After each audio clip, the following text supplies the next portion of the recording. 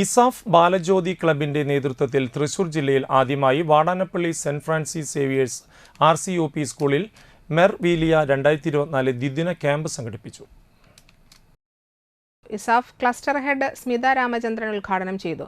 School manager reverend father Abel Chiramel അധ്യക്ഷനായിരുന്നു. Balajyothi club project coordinator Shiny Jose, headmaster Shaji George, PTA president CS Sunilkumar, reverend brother Clint Panangadan, Abraham Basil എന്നിവർ പങ്കെടുത്തു.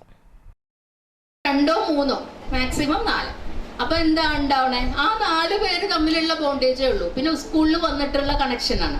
സ്കൂളിൽ വന്നാൽ നമുക്കൊരു ലിമിറ്റഡ് കുട്ടികൾ ഫ്രണ്ട്സ് ഉണ്ടാവും. നമ്മൾ ആ ഫ്രണ്ട്സിന്റെ കൂടെ നടക്കും.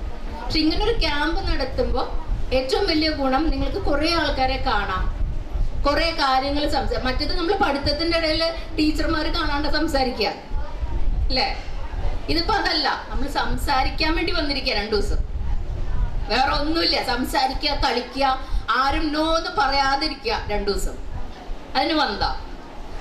നിങ്ങൾ നല്ലപോലെ ആഘോഷിക്കുക. പിന്നെ ഇവിടുന്ന് പറയണ കുറേ കാര്യങ്ങൾ നമ്മൾ മറന്നു. പക്ഷെ കുറേ കാര്യങ്ങൾ ഇപ്പൊ നിങ്ങളുടെ സുരക്ഷയെ പറ്റിയിട്ടുള്ള കാര്യങ്ങൾ, അതിൽ ആൺകുട്ടിന്ന് പെൺകുട്ടിന്ന് വ്യത്യാസമില്ല.